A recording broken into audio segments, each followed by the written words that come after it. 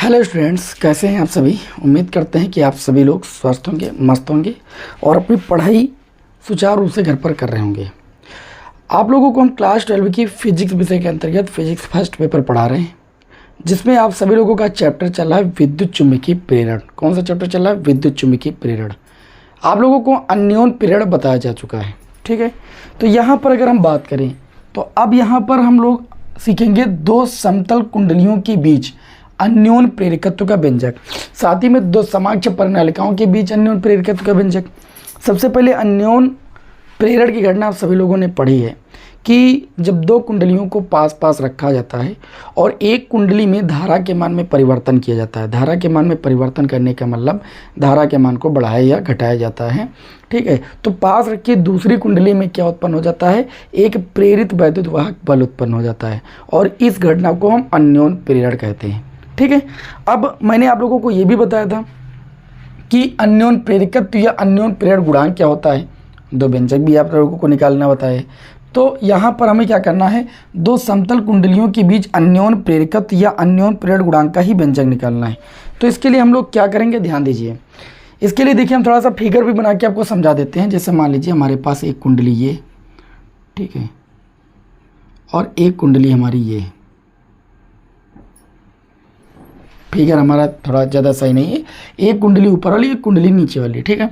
पहली कुंडली में I1 धारा प्रवाहित कर रहे हैं और पहली कुंडली में फेरों की संख्या आपकी E1 है, ठीक है, N1 है, ठीक है। तो सबसे पहले जो प्राथमिक कुंडली है, अगर हम प्राथमिक कुंडली में धारा के मान में परिवर्तन करते हैं तभी तो द्वितीयक कुंडली में क्या होता है? चुंबकीय फ्लक्स में परिवर्तन होता है। तो यहाँ पर हम सबसे पहले निकालेंगे प्राथमिक कुंडली में I धारा या I1 लिख सकते हैं आप। I1 धारा प्रवाहित करने पर उसके केंद्र में उत्पन्न चुंबकीय क्षेत्र, चुंबकीय क्षेत्र। अब आप लोग सभी लोग जानते हैं कि जो चुंबकीय क्षेत्र होगा वो पहली कुंडली के कारण है, तो उसको हम V1 नाम दे देंगे भाई। और एक वृत्ताकार कुंडली के कारण उत्पन्न चुंबकीय क्षेत्र सभी लोगों को पता है क्या होता है? μ0, फेरों की संख्या अगर N1 तो N1, प्रवाहित धारा I1 और बटे में कितना होता है? कुंडली के कारण 2R होता है, तो ये हो जाएगा 2R। अब आपको पता है कि जब एक कुंडली में धारा के मान में परिवर्तन करते हैं तो उसके कारण जो चुंबकीय क्षेत्र उत्पन्न होता है, उस चुंबकीय क्षेत्र के कारण दूसरी कुंडली में क्या उत्पन्न होता है? एक प्रेरित वैद्युत वाहक बल उत्पन्न होता है, अर्थात चुंबकीय फ्लक्स में परिवर्तन होता है। तो यहाँ पर लिखेंगे नाउ द्वितीयक कुंडली से बद्ध क्या निकालेंगे भाई? चुंबकीय फ्लक्स निकालेंगे। तो द्वितीयक कुंडली से बद्ध अगर चुंबकीय फ्लक्स की बात करें तो φB बराबर हो जाएगा B इंटू में A, जहां A हो जाएगा द्वितीयक कुंडली का क्षेत्रफल। अब B की बात करें तो चुंबकीय क्षेत्र किसके कारण उत्पन्न हो रहा है भाई? इस कुंडली के कारण उत्पन्न हो रहा है, तो ये आपका B1 हो जाएगा। B1 की वैल्यू रख देंगे μ0 N1 I1 बटे में कितना भाई? 2R और इंटू में क्या हो जाएगा? A। जैसे हम चुंबकीय फ्लक्स निकालते हैं उसके बाद हमको चाहिए क्या? अन्योन प्रेरकत्व, ठीक है। तो अन्योन प्रेरकत्व या अन्योन प्रेरण गुणांक भी इसे कहते हैं। तो अन्योन प्रेरकत्व के आपको दो फार्मूले बताए गए। एक फ्लक्स के पदों में बताया गया। फ्लक्स के पदों में क्या होता है? अन्योन प्रेरकत्व को M से लिखते हैं। M बराबर होता है N2 φ2 और बटे में क्या आपका होता है? तो आप कहेंगे I1, मतलब प्राथमिक कुंडली में धारा के मान में जो परिवर्तन होता है जिसकी वजह से द्वितीय कुंडली में क्या उत्पन्न होता है? प्रेरित वैद्युत वाहक बल उत्पन्न होता है। तो प्रेरित वैद्युत वाहक बल द्वितीय कुंडली में उत्पन्न होता है। तो द्वितीय कुंडली का यहाँ पर जो हमने फ्लक्स निकाला है ये द्वितीय कुंडली का ही तो फ्लक्स है, तो इसको हम φ2 बोला गया यहाँ पर। तो M बराबर हमको निकालना है भाई अन्योन प्रेरकत्व। तो ये आपका हो जाएगा N2 और φ2 की बात करें तो φ2 हमारा आया है μ0 N1 I1 A, है ना। इसको आप A2 भी लिख सकते हो। बटे में कितना हो जाएगा? I1। थोड़ा ध्यान दीजिएगा, इसके बटे में 2R भी था, तो सबसे पहले इसके बटे में 2R कर दीजिए। अब N2 इंटू में φ2 हो गया और पूरे के बटे में कितना हो जाएगा? तो I1 हो जाएगा। I1 से I1 कैंसिल हो जाएगा। अन्योन प्रेरकत्व का जो व्यंजक आएगा वो आपका आ जाएगा μ0 N1 N2 कैपिटल ए और बटे में कितना हो जाएगा 2r।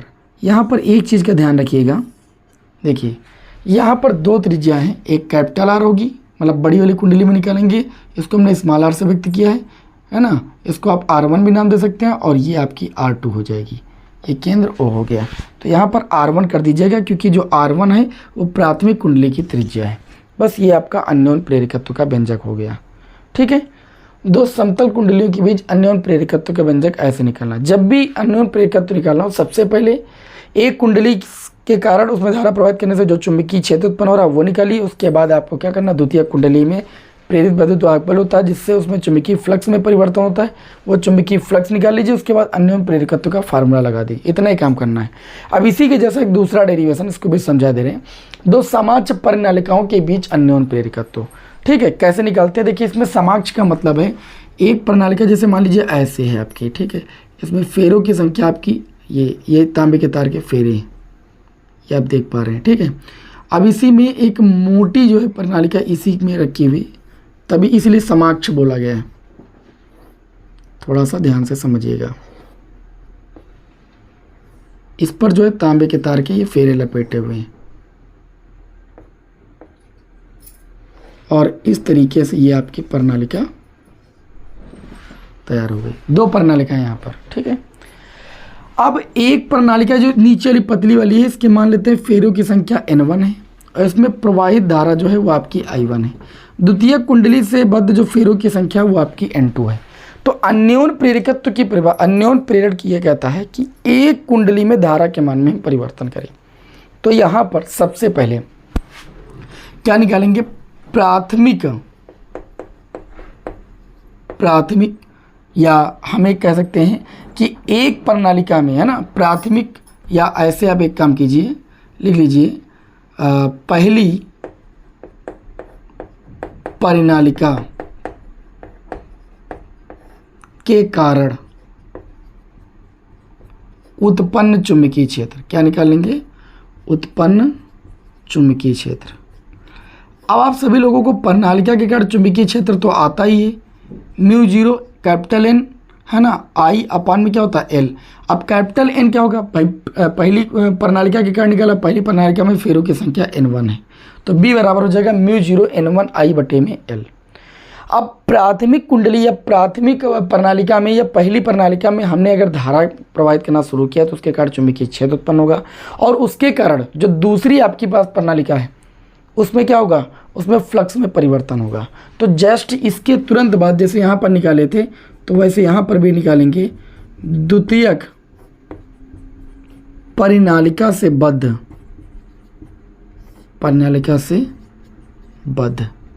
क्या निकालेंगे भाई, चुंबकीय फ्लक्स, इसे φ2 नाम दे देंगे। φ2 बराबर होता है B इंटू में A जो है द्वितीय कुंडली का क्षेत्रफल है और इसको पाई R2 स्क्वायर भी हम लोग लिख सकते हैं अगर उसकी त्रिज्या R2 मानेंगे तो, और ये हो जाएगा B1। तो φ2 बराबर हो जाएगा आपका, B1 की बात करें यानी जो पहली कुंडली के कारण उत्पन्न चुंबकीय क्षेत्र निकालें वो आपका है म्यू जीरो N1 I और बटे में कितना हो जाएगा L1। ध्यान रखिएगा ये जो I लिखा गया है इसको I1 कर लेंगे तो ये आपको पता चलेगा कि प्राथमिक प्रणालिका में हमने क्या किया था, धारा प्रवाहित की है तो उसके कारण उत्पन्न चुंबकीय क्षेत्र है। इनटू में क्या है आपका, इनटू में A। ठीक है, जैसे ही आपको फ्लक्स पता चल जाए वैसे ही आप सूत्र लगा दीजिएगा अन्योन्य प्रेरकत्व का।